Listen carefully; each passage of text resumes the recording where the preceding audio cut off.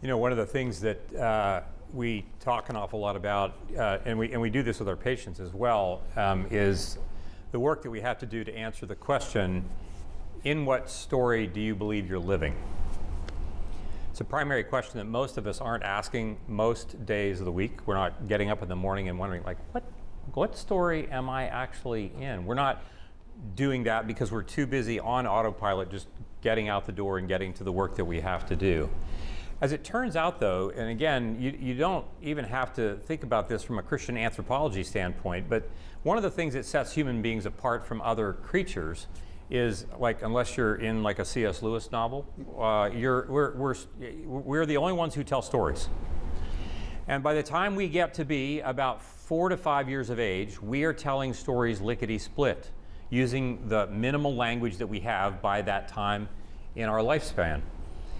And we are living as storytellers all the time. Everybody here in this room is telling a story even right now. We're up here talking, you're thinking things. You might be telling a story, I should have gone to the bathroom before I came in here. There are all kinds of things that we are telling all the time. And what's crucial is for us to understand, what is the story in which I believe that I'm living?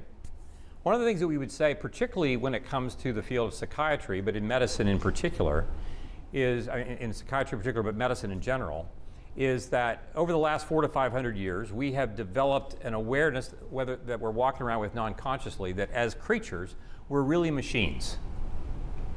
This is what the scientific method teaches us. This is kind of how we have come to believe who we are. And in fact, we as physicians are often imagining ourselves as being machines. And all you have to look at now is the economies of how we're trying to take care of patients that makes it really appear like we're just trying to treat diseases that meet certain criteria. And we are then giving them certain interventions that are, treating those certain criteria. And so that's a particular story that nobody, you don't walk into your doctor's office and they say, oh, by the way, you're just a machine. We're glad you're here to get your oil changed.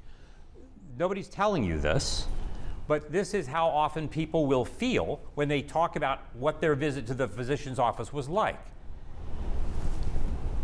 That's crucially important because when it comes to answering the question about adaptability, I have to answer, well, what does it mean for me to adapt if what I really am is a machine? Now, I'm not asking that question consciously, but what is that question, what does it mean for me to adapt if the story that I believe that I'm living in is one that has a beginning, one in which I'm living in the middle of it, and one that has an arc that is actually going someplace. And this someplace that we Christians call a new heaven and new earth.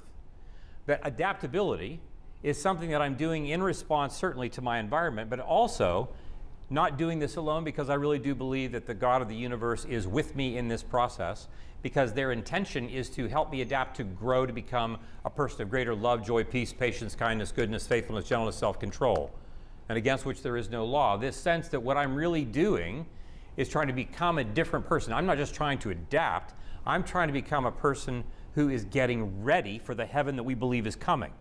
Now,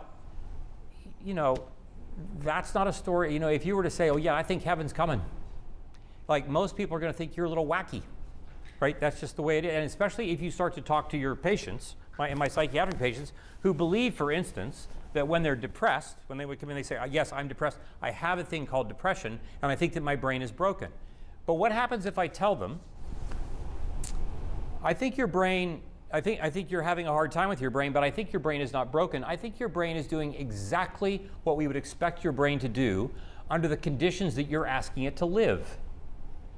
In the story that you are telling yourself, that you continue to tell yourself, that has to do with the trauma not just that you sustained in your own house, but that your parents had in their house, and the neurobiochemistry that's all involved in that, and all the interpersonal neurobiological features of all these kinds of things.